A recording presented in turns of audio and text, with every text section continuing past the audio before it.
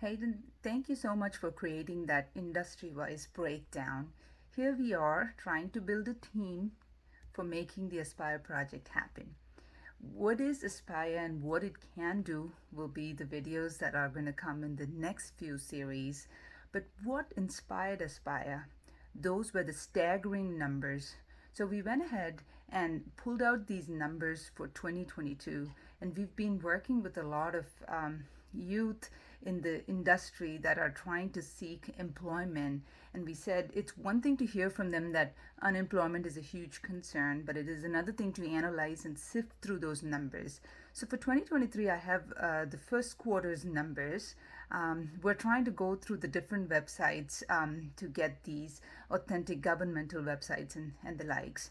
So for 2022, we have all the four quarters. And what we analyzed was the unemployment rate of the graduates in Nigeria and then the overall unemployment rates. You would think that the overall unemployment rates are higher than the graduates because the graduates have the crowning glory of their education. But what is happening is there is a mismatch of the kind of education and skills that they've acquired versus what the industry wants.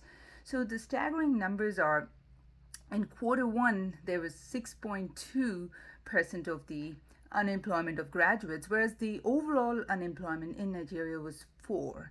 So these were the differences. And likewise, if you go through all the quarters, you're seeing that the graduates are saying unemployed. And so, why is that a huge concern? Well, it's a trifactor thing. It affects their mental health in terms of, they're depressed, that they're not able to find a job because of all the attempts that have failed, the kind of stress that it builds.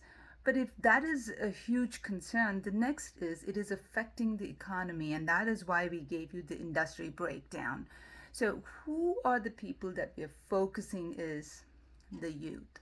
When I say is the youth, it is a direct focus on this group to solve this problem. What can we do for them?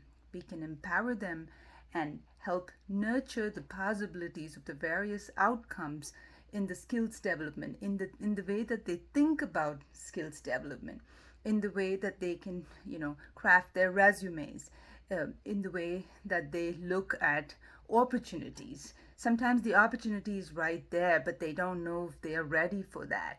So these are the areas that we're trying to do, and Aspire will cover more of the nuances of how we're trying to make that happen. So the overall unemployment rate is what made us think that this project is essential. Now, what we want to do is build that team where there is absolute commitment every day in making this happen.